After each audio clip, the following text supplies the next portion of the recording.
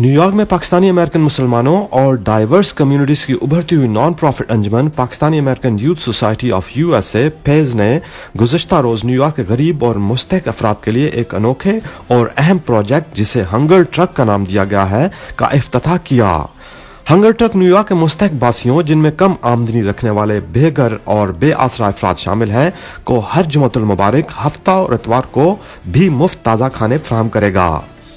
Hunger truck की इस खूबसूरत तकरीब में जहां कांग्रेस वुमेन इवेट क्लार्क ने शिरकत की, वहां ब्रुकलिन के डिस्ट्रिक्ट अटार्नी मिस्टर एरिक गंजालेस और पब्लिक एडवोकेट जमानी विलियम्स के अलावा शहरी इंतजामिया, मकामी और बैन अल-अक़वामी मीडिया और कम्युनिटी की भरपूर तादाद ने शिरकत की। आइए देखते हैं एक exclusive footage. When the information wasn't coming down or disseminating from federal, state and city to the communities, these are the folks in hundreds that actually flock to the street to make sure that we provide not only and address the food insecurities, but also bring the antibody testing and other COVID-19 resources and other resources like rent relief, whatever shape or form they may be, to the streets, because people felt safer walking on the street and getting those resources. With that, I just want to quickly mention a few stats that prior to COVID-19, we had 1.4 million residents that were on an emergency food program. Out of those 1.4 million, 339,000 New Yorkers were children.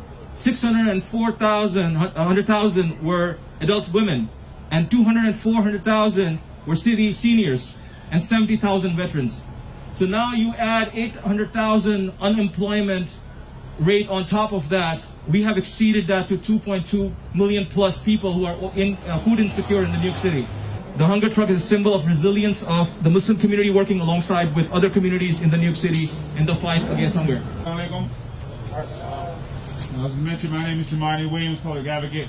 I'm here with my stepdaughter, Amelie, who's getting all the lessons of civic engagement and how important it is to give back to the community. I know we've just been joined by Brooklyn DA, Eric Gonzalez. I want to give him a shout out. He's been doing so much good work. Just recently, they made some arrests that got some guns off of the street that really showed how law enforcement should be focusing on this. So I want to say thank you so much to the borough president. I'm so happy to see the media here. Because we absolutely have to lift up some of the good news that's going on in our city. Very often the news is focused on the negativity. And there are two things happening here. In particular, very often when the Muslim community is viewed on our networks, it's in such a terrible light, and we have a tendency to look at one or two negative folks and pretend that's the entire community. But right here, you actually get to see the actual real community. You get to see the real Muslim community, the real Pakistani community. People of New York need to see the good news as well. And there's a lot of good things that are happening in New York. That's what's going to keep us going. That's what's going to help us through the second wave. That's what's going to help bring New York back. That's what the hunger truck represents. Thank you so much. Peace and blessings to everyone. Good afternoon, everyone.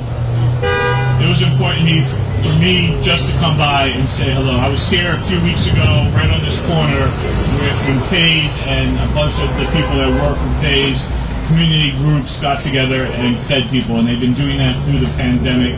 The hunger truck is a natural evolution to take the road, the food on the road, and feed as many people as possible. We need that. I want to really recognize that when communities come together and they understand the problems they have in their own communities, they're best equipped to solve it. And when our public advocate and others come together and join the community, give them the voice so that the press comes out and covers it, there's nothing that they can't get done. Assalamu alaikum wa rahmatullahi wa barakatuh. My name is Zohran Mamdani, and you might be asking yourself, why is an assembly person-elect from Astoria taking 2 trains to come to speak about the Pakistani American Youth Society here on Newkirk Avenue? And the reason is because so much of what we achieved in Astoria is a direct result of what Pays does here. There is no border to the fight for dignity. And the Pakistani American Youth Society and Ehsan Bhai and Hashif Bhai, the work that they have done has had positive ramifications across the 5 boroughs of this city. I'm Congresswoman Yvette D. Clark, and I proudly represent the Pakistani American community, the Muslim community here in the 9th District of New York, that's Central and South Brooklyn. I'm so grateful for Muslims giving back, for the Pakistani American Youth Society, and all of the sponsors of the Hunger Truck Project for uplifting our community, those in need during one of the most difficult times in our history. Over 1.1 million New York City residents are food insecure as we stand here.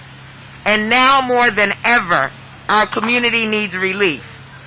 Your efforts are integral in making our community whole as we fight COVID-19 together. The contributions of the Muslim community has made in New York's 9th Congressional District and communities across the nation are unmatched. And I'm so thankful for all of your service. And because the Muslim American community here in Brooklyn and across this nation came out and voted in record numbers, you added to the change in direction that our nation so needed to address not only the Muslim ban, but the need for us to crush the COVID-19 virus, the need for us to feed the hungry amongst us, the need for us to be able to make sure that our small businesses can stay open, can be able to keep people employed, because now we have someone who will be going to the White House who understands and identifies with our needs.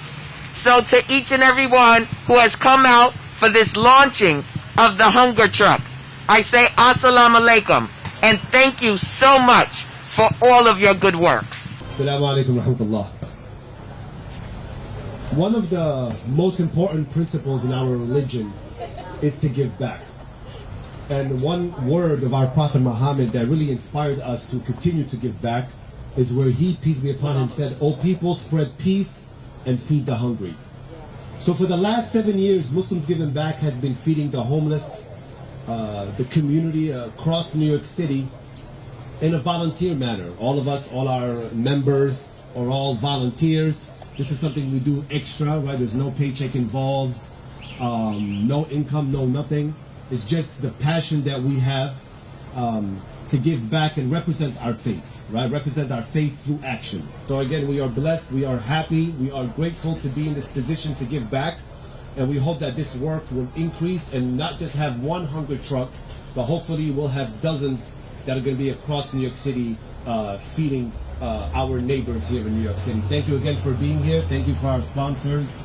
So these are the youngsters, the young women of our community that when the pandemic was at their height, when people were securing themselves at homes and in apartments, these folks came out. They brought their families, they brought their extended friends from schools, from colleges, and I'm so proud that you've seen a fraction of them here, but because we are spread out throughout the city in 5 boroughs, without them, I don't think these campaigns wouldn't be that successful or impactful.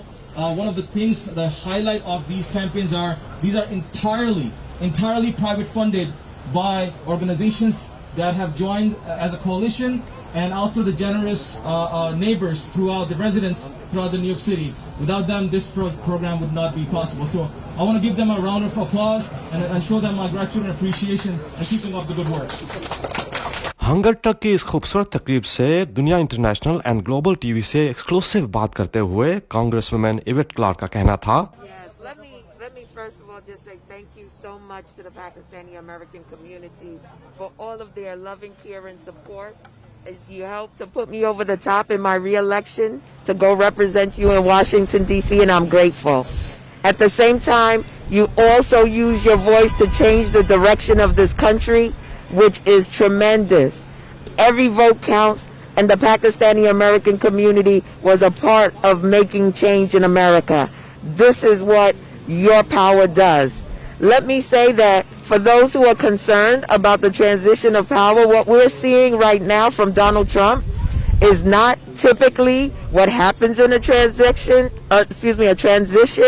However, it is typical of Donald Trump's behavior since he has been in the White House. And unfortunately, he is not looking out for the best interest of the American people and of our nation. He is looking out for himself and his own feelings and his gravitation towards grabbing power. the United States has made a decision. We have elected a new president and a new vice president, and our transition will continue to January 20th when they will be sworn in. We are unfortunately at a disadvantage because we are unable to get information from our federal agencies that will help give them the knowledge they need to hit the ground running.